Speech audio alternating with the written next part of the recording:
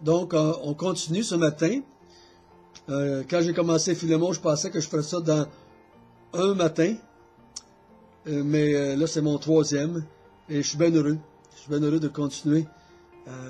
C'est un petit livre qui nous amène tellement à comprendre c'est quoi l'amour chrétien, mais en même temps, l'amour de Dieu aussi pour nous, parce que c'est le reflet de l'amour de Dieu pour nous.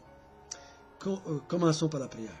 Notre Père, quand nous lisons ce qu'était l'amour entre Paul et Philémon, ou l'amour de Philémon pour les croyants, ou l'amour de Paul pour Onésime, c'est pas leur amour que nous voyons, mais c'est ton amour pour eux et ton amour en eux.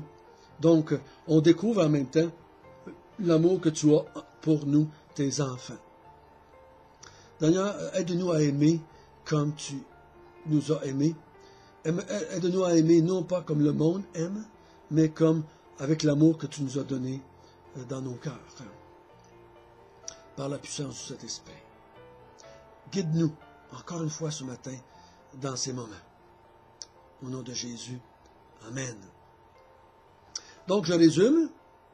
Paul est en prison, on pense à Rome. Il écrit une lettre à Philémon qui a conduit au Seigneur des années avant. Et la raison qu'il écrit une lettre à Philémon, c'est parce que pendant qu'il était là, il a conduit au Seigneur, un homme appelé Onésime, qui était là. On ne sait pas trop comment il est venu en contact avec Onésime. Je crois personnellement que Onésime s'est ramassé en prison, soit qu'il a été découvert qu'il était un esclave en fuite, soit qu'il avait fait quelque chose de croche, parce qu'il était un esclave en fuite, il avait probablement des besoins pour travailler, ou il a peut-être volé, je ne sais pas quoi. Il y avait quelque chose. Ou ben non, peut-être qu'il était un serviteur qui travaillait dans les prisons. Il a connu Paul ainsi.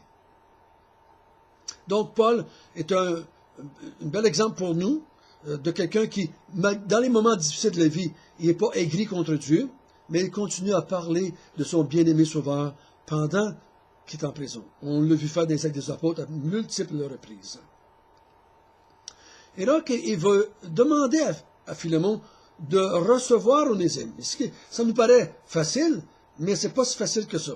Si je vous demande de pardonner à quelqu'un qui vous a fait du mal, qui a fui, qui vous a privé de service, qui a peut-être fait toutes sortes de coups croches avant de partir, et qui a fait quoi que ce soit, mais qui était négatif, vous savez de quoi je parle. C'est jamais facile de pardonner à des gens qui nous ont fait du mal. Mais Paul ici, on a vu, il en appelle à Philémon, parce que Philémon a une belle réputation, parce que ce Philémon-là aime le Seigneur Jésus et aime les enfants du Seigneur Jésus. Il les aime, premièrement, parce qu'il aime le Seigneur. Il les aime, ça se manifeste parce qu'il y a une église dans sa maison. Il les aime parce que sa réputation le précède, parce qu'il a une réputation de tranquilliser le cœur des enfants de Dieu. Donc Paul va écrire cette lettre, et dans cette lettre, on retrouve des principes sur l'amour chrétien. On a vu ensemble, l'amour chrétien en appelle à l'amour et non pas à l'autorité. Tu veux quelque chose de quelqu'un? Compte sur le fait qu'il aime le Seigneur Jésus. Compte sur le fait qu'il aime Dieu, qu'il aime déjà les enfants de Dieu. Parce que lui-ci, il est un chrétien. Lui-ci aime Dieu. Lui-ci aime les enfants de Dieu. Lui-ci a l'Esprit de Dieu en lui. Qu'il aime à aimer le Maître et les enfants du Maître. Donc, on en appelle à l'amour. Ça, c'est, si j'ai l'amour, j'appelle à l'amour. Si j'ai l'amour, je laisse la liberté. Je ne force pas les gens à faire ce que je veux. Oh, qu'on est égoïste. Et l'égoïsme, c'est le contraire de l'amour. L'égoïste demande, en appelant des fois toutes sortes de vérités bibliques, on veut que les choses fassent de quoi parce que ça va nous faire du bien à nous. On veut. Des fois, je vois dans les églises qu'on veut que les chrétiens s'impliquent dans un ministère. Et j'ai le sentiment, en tout cas, je ressens que c'est pas pour moi qu'on veut. On veut parce qu'on veut que le ministère fonctionne, on veut parce on veut que les choses fonctionnent dans l'Église, et on en appelle qu'on s'implique, mais on ne ressent pas que c'est qu'on en appelle à mon amour pour le Seigneur Jésus-Christ. Et qu'on me laisse la liberté. J'ai l'impression que des fois on me fait sentir coupable si je ne m'implique pas, si je ne le fais pas. Mais laissons la liberté aux gens. L'amour en appelle à l'amour, et l'amour laisse la liberté. Et on a vu que l'amour cherche le bien-être de l'autre, cherche l'avantage de l'autre dans la requête. Est-ce que dans la requête que je fais, je cherche ton avantage? Je sais que ça va te faire du bien à toi. C'est pour ça que je le demande. Paul, en demandant à Philémon de recevoir Onésime, il recherche l'avantage d'Onésime et l'avantage de Philémon. Il sait que leur vie va être meilleure s'ils se réconcilient. S'ils se réconcilient, leur vie va être meilleure. Ils vont avoir une qualité de vie, si je peux dire de ça, meilleure. Ils vont être capables de faire la gloire de Dieu d'une meilleure façon. Parce que en pardonnant à Onésime et en revenant de son plein gré servir le maître, quel témoignage ils vont donner autour d'eux autres, dans la maison d'Onésime, de Philémon. Quel impact Onésime va avoir auprès des autres esclaves, du fait qu'il revient auprès de son maître, volontairement, pour demander pardon à son maître. Donc Paul recherche l'avantage d'Onésime, l'avantage de Philémon, et il croit que ceci va faire avancer la cause de Christ qu'on a vu au verset 4 ou 5. Il dit, je prie que ce que tu fais fasse avancer la cause de Christ. Et je crois qu'en demandant cela, je crois que Paul croit que ça va faire avancer la cause du Seigneur. Voyez-vous? Donc, quand je fais une requête, je recherche l'avantage des autres. Ça, c'est l'amour. Ça, c'est l'amour chrétien. Pas toujours ça que je fais. Je vous le dis, c'est pas toujours ça que je fais. Mais c'est toujours ça qu'on devrait faire, pour la gloire de Dieu. Verset 17, maintenant. Si donc tu me tiens pour ton ami, reçois-le comme moi-même. Et s'il t'a fait quelque tort, ou qu'il te doit quelque chose, mets-le sur mon compte. Moi, Paul, je l'écris de ma propre main, je paierai pour ne pas te dire que tu te dois toi-même à moi.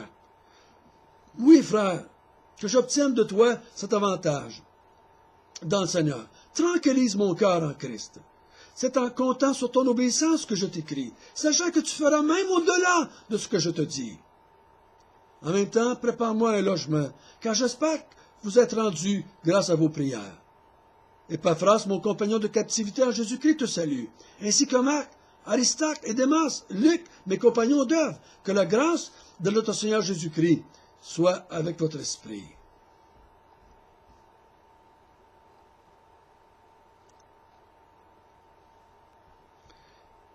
Donc, au verset 17, il dit, si tu me tiens pour ton ami, l'amour, j'ai remarqué que l'amour en appelle à l'amitié. Est-ce que tu me vois comme quelqu'un qui t'aime? Parce que l'amitié, c'est ça. L'amitié, c'est quoi? Si je dis c'est mon ami, qu'est-ce que je veux dire? Ben, je crois que cette personne-là m'aime. C'est ça qu'on appelle un ami. Un ami, c'est quelqu'un qui croit que je l'aime, que je veux son bien. Paul dit, j'en appelle à toi parce que je crois que tu crois que je suis ton ami. Je crois que tu crois que je t'aime. Paul dit, je crois que toi, Philémon, que tu aimes les enfants de Dieu. Et Onésime est devenu un enfant de Dieu. Et je crois que toi, tu vas aimer maintenant Onésime. Et je crois que toi, tu m'aimes. C'est pour ça que je te fais la requête. Si je savais que tu avais quelque chose contre moi, je ne te ferais pas cette requête-là. Mais je crois que tu sais que je t'aime. C'est pour ça que je fais cette requête-là. Si tu ne crois pas que je suis ton ami, oublie ma requête. Oublie ma requête. Donc, avant de faire la requête à l'autre, on doit voir si l'autre croit que je l'aime, que je le fais parce qu'il est mon ami. et que je suis son ami. Avant de demander quelque chose à quelqu'un d'autre dans l'Église ou dans nos relations entre frères et sœurs, est-ce que l'autre me perçoit comme son ami? Est-ce que ma relation avec lui est correcte là? Si elle n'est pas correcte, je devrais régler ça avant de faire ma requête. Il me semble que c'est logique. Et ça fait du bon sens. Et j'ai marqué sur ma feuille, l'amour donne avant de recevoir. Paul dit, s'il te doit quelque chose, s'il t'a fait du tort, je vais payer. Finalement, je vais payer. Il a brisé quelque chose avant de partir, je vais payer. Mais je vais venir te voir. L'amour donne avant. Il dit à Philémon, je t'ai donné, Philémon. J'ai donné à Onésime. J'ai investi ma vie en vous. J'ai investi mon temps en vous. Il a peut-être investi même sa santé en eux. Il a peut-être mis sa vie en danger pour les conduire au Seigneur. Mais il dit, s'il te doit quelque chose, moi je suis prêt à payer. Donc l'amour donne bien avant d'exiger quoi que ce soit. Si tu crois, si tu veux demander quelque chose à quelqu'un, si on veut demander quelque chose à quelqu'un, et on n'est pas sûr comment la relation, comment ça marche, commençons donc par donner à cette personne. Avant de faire une requête, commençons donc par donner. Et vous allez voir, la réponse va être beaucoup plus facile et va être beaucoup plus ouverte et manifester l'amour de l'autre aussi. C'est pour ça que si on aime les inconvertis, avant de leur témoigner, c'est plus facile. C'est pour ça que si je fais du bien à quelqu'un, l'apôtre Paul va le dire autrement, il va dire, c'est des charbons ardents que je mange sur sa tête. Si je fais du bien à celui qui me fait du mal, je commence par l'aimer avant de lui demander de faire quelque chose. Donc l'amour chrétien donne avant de demander. Et là, il y a une autre chose ici très importante, au verset 20. Oui, frère, que j'obtienne de toi cet avantage. Et le mot avantage, là, pourrait être traduit faveur. Fais-moi cette faveur-là ou cette grâce-là. L'amour, écoutez bien ça, c'est important. L'amour chrétien sait que l'autre n'est pas obligé de faire ce qu'on demande. Et s'il le fait, il nous fait une grâce. Tu demandes quelque chose à un frère, à une sœur, à un conjoint, qui est ton frère dans la foi, ou ta sœur dans la foi. S'il le fait, il te fait toujours une grâce. Il n'est pas obligé de faire ce que tu dis. Oh, si tu me dis que le Seigneur me demande de faire de quoi, je suis obligé de faire ce que le Seigneur me demande. Mais si moi je te demande de faire de quoi, comme ici, reçois Onésime, je ne suis pas obligé.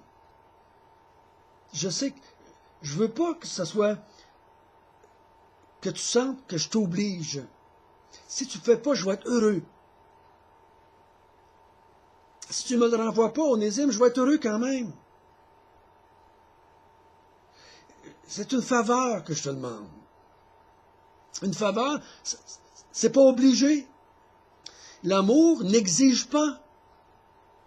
L'amour demande, mais elle sait c'est une faveur qu'elle demande. Elle sait qu'elle ne mérite pas. J'ai déjà demandé à quelqu'un, crois-tu que tu mérites que je t'aime? Pensez-vous que les gens, vous méritez que les gens vous aiment? Oh, frère et sœur, en tant qu'humain, on croit ça 100%. C'est pour ça qu'on est si frustré quand ils ne nous aiment pas. Mais est-ce que pécheur, on dit qu'on est pécheur, on sait qu'on blesse, on sait qu'on outrage, on sait qu'on manipule, on sait qu'on est égoïste, on sait qu'on est pécheur. On ne mérite pas d'être aimé, ni par Dieu, ni par qui que ce soit. Dieu nous demande d'aimer les uns les autres. Mais tu ne peux pas me dire, François, tu dois m'aimer, hein? Une fois, j'avais demandé à un couple qui avait bien des problèmes, et un dans le couple m'a dit, mon conjoint ne m'aime pas. J'ai demandé, est-ce que tu crois que tu mérites qu'il t'aime? Et la réponse a été instantanée, ben oui. Voilà. Voilà. Paul dit, je te demande une faveur, Philémon. Je te demande une faveur. Tranquillise mon cœur. Tranquillise mon cœur. En me faisant une faveur. Je sais que je ne mérite pas ce que je te demande. Mais fais-moi une faveur. Au verset 21, il y a une autre vérité là qui dit, l'amour va faire plus que ce que l'autre va demander. Ou croit que l'autre va aller même au-delà de ce qu'on demande. Paul il dit, c'est en comptant sur ton obéissance que je t'écris, sachant que tu feras même au-delà de ce que je te dis. Si je fais ce que tu me demandes et que je ne ressens pas ton amour et je ne veux pas le faire, je me sens obligé de le faire, je vais faire juste ce que tu me demandes. L'amour va faire plus que l'autre va demander. Et quand moi je demande, et je demande par amour, et je sais que l'autre a de l'amour pour moi, je m'attends à ce qu'il va même aller au-delà peut-être de ce que j'ai demandé.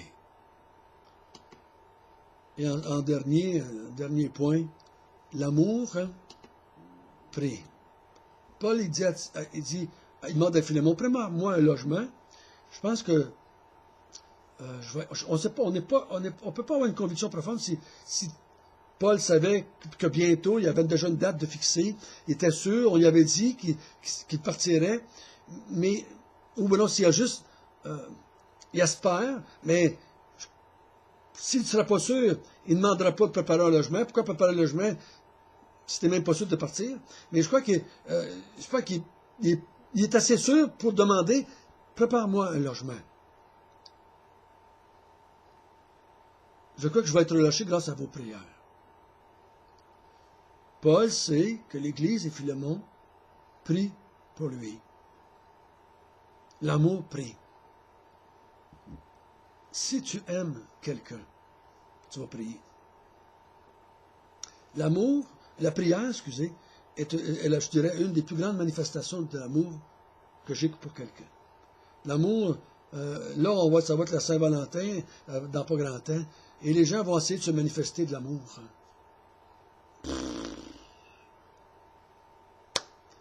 Le lendemain de la Saint-Valentin, vous savez comme moi que la vie va juste continuer comme avant. Mais, quand j'aime quelqu'un, je vais prier pour lui. Ah, c'est sûr. C'est la chose la plus grande que je ne peux pas faire pour lui. Quand je prie pour quelqu'un, je manifeste de l'amour.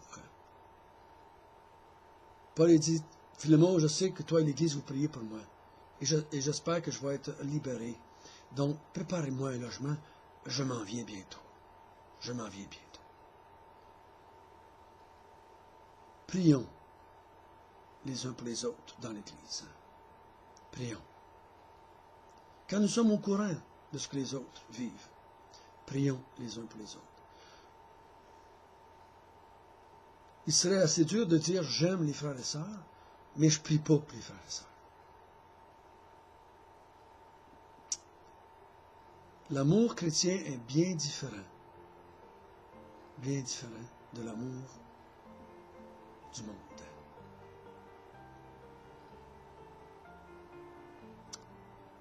Je vais terminer en lisant ce que Paul a dit au verset 25.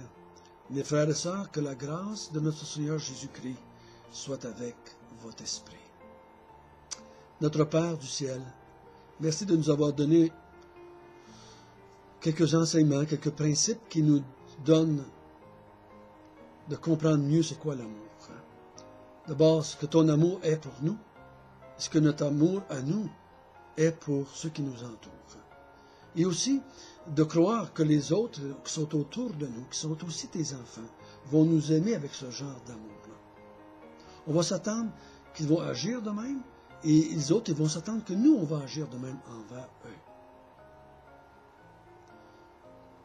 Que par ton esprit, parce que sans cet esprit-là, on ne peut pas, mais que par ton esprit, nous puissions être un reflet de l'amour de Dieu dans nos relations les uns avec les autres.